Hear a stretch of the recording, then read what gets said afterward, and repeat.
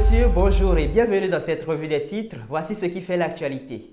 On démarre avec La Nation qui titre en manchette « Exploitation efficiente des bases de données Interpol, magistrats et officiers de police judiciaire plus aguerris ».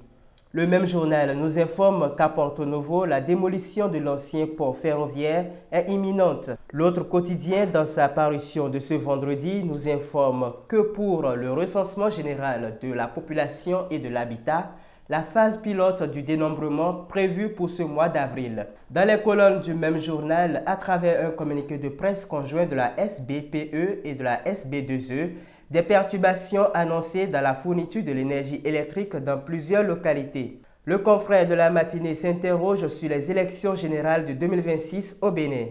Que peut-on attendre de la veille citoyenne?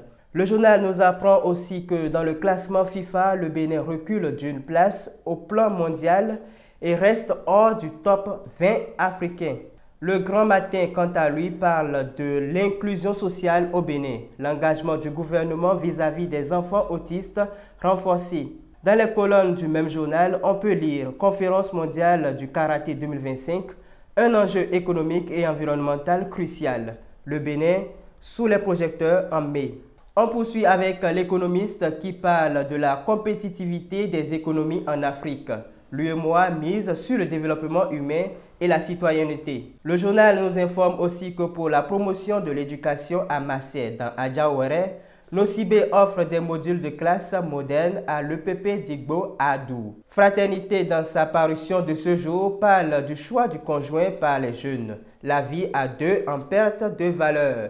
Le journal parle aussi des conseils pratiques pour maintenir une bonne santé en ce qui concerne l'alimentation en temps de jeûne. Jupiter à présent, recrutement dans l'enseignement supérieur, les docteurs en instance adressent une lettre à Patrice Talon, a titré le journal en manchette.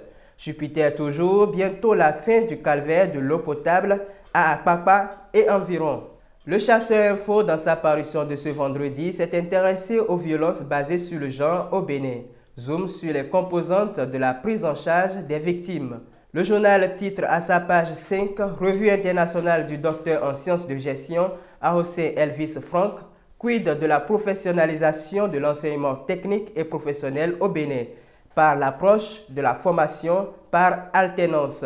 Dabarou, lui, parle de reproduction humaine, fausse couche, le vain douloureux combat des femmes en quête de maternité. Le journal nous informe qu'à Parakou, une prière est dite à l'intention de Faisal Ourou ce jour, décédé suite à une bavure policière.